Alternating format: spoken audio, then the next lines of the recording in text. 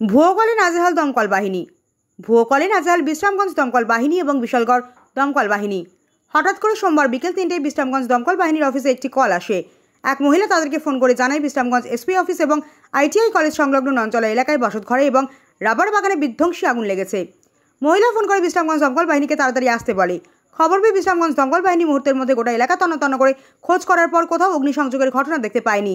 একইভাবে খবর দেওয়া হয় বিশালগড় দমকল বাহিনীকেও। খবর পেয়ে বিশালগড় দমকল বাহিনীও ঘটনাস্থলে ছুটে আসে। দেখা হয় রাস্তার বিশ্রামগঞ্জ দমকল বাহিনীর সঙ্গে। গোটা নঞ্চলা এলাকায় ঘুরতে থাকে দমকল বাহিনীর দুটো ইঞ্জিন। কোথাও তারা আগুন লাগার খবর পায়নি। যে ফোন নম্বর থেকে ফোন এসেছিল সেই ফোন নম্বরে ফোন করে দমকল বাহিনীর কর্মীরা। সেই ফোন নম্বর সুইচ অফ আসছিল। শেষে দমকল বাহিনীর কর্মীরা গ্রামের মুরব্বীদের সঙ্গে বিষয়টি নিয়ে কথা বলে। দমকল বাহিনীর কর্মীরা বিরক্ত হয়ে গ্রামের মানুষদের জানায়, এভাবে হয়রানি করার মানেটা কি?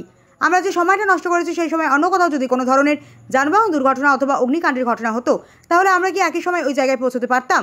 একজন মহিলা হয়ে এইভাবে দমকলে দুটো ইঞ্জিনকে হয়রানি করার মানেটাই বুঝতে পারল না দমকল বাহিনী এবং গ্রামের মানুষ।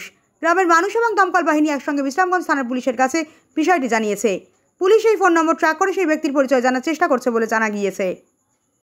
আমরা একটা নর্দলা একটা কল পেয়েছি, এটা ফলস কল বলতে ফাটা মতার ভিতরে আগুন লাগা রাখছে। আমরা বিশালগড় বিশ্রামগঞ্জ আমরা দুটাই আইছি।